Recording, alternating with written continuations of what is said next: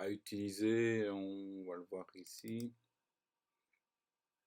Voilà des règles catégorisées ou un symbole simple ou des gradués. Ici, on va utiliser un ensemble de règles. D'abord, pour voir, je vais vous parler de l'aspect de cette couche. Donc, vous voyez, en fait, j'ai utilisé un remplissage particulier qui s'appelle un remplissage à partir du centroïde pour les polygones. Donc, quand on est ici, vous choisissez ici remplissage suivant la forme. Donc, quand c'est choisi, soit il va remplir tout le polygone en partant du centre avec un degré dégradé vers l'extérieur ou l'inverse, ou alors on va limiter la distance de la bordure de la zone en millimètres ou en mètres sur le plan. Donc ça permet d'avoir des zones qui sont assez fluides. Moi je suis parti d'un transparent vers un opaque. Ça permet de ne pas dissimuler des éléments et de bien identifier les zones, quelle que soit l'échelle. Je vais vous montrer ici.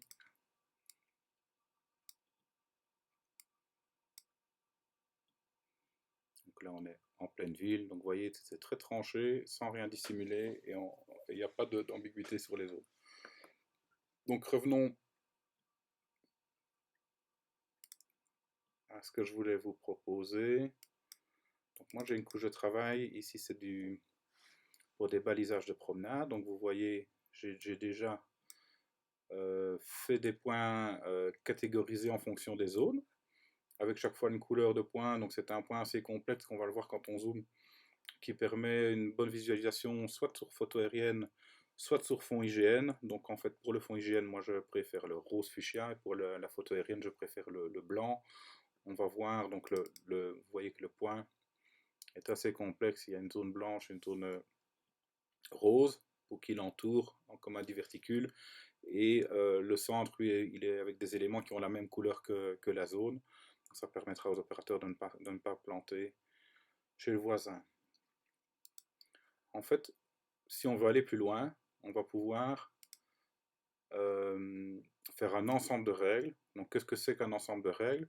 C'est assez simple. Donc ici on a une catégorie, ça correspond à une colonne d'attributs. Mais en fait on peut aussi refaire des catégories en fonction d'autres colonnes d'attributs. Donc moi par exemple, à la pose il y a des poteaux qui sont métalliques et il y en a d'autres qui ont des remarques importantes. Donc ce sont des poteaux pour lesquels j'ai fait une nouvelle colonne d'attributs pour faire un nouveau symbole. Plus tard, il y aura encore un symbole qui s'inscrira dessus en fonction qu'il est posé, qu'il est réceptionné, etc. Donc en fait, je vais ajouter ici. Donc ça ajoute un nouveau point. Et ce point-là, alors on va choisir une valeur. Donc ça, c'est ma table d'attributs. Et moi, j'ai fait bien sûr une colonne d'attributs qui correspond au symbole. Et je vais refaire comme on l'avait fait ici. Hein, donc tout simplement, je vais faire un classement. Il va me sortir les valeurs existantes. Donc en 1, moi j'ai les poteaux métalliques, donc je vais les mettre en bleu. Un triangle bleu. Rien à l'intérieur. Du bleu.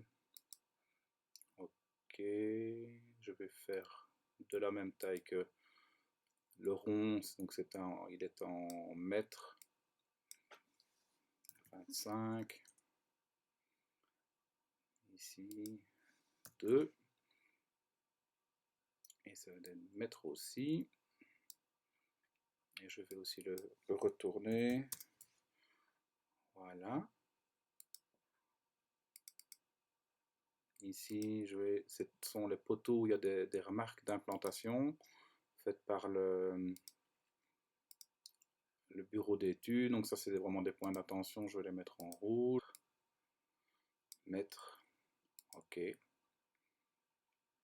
OK.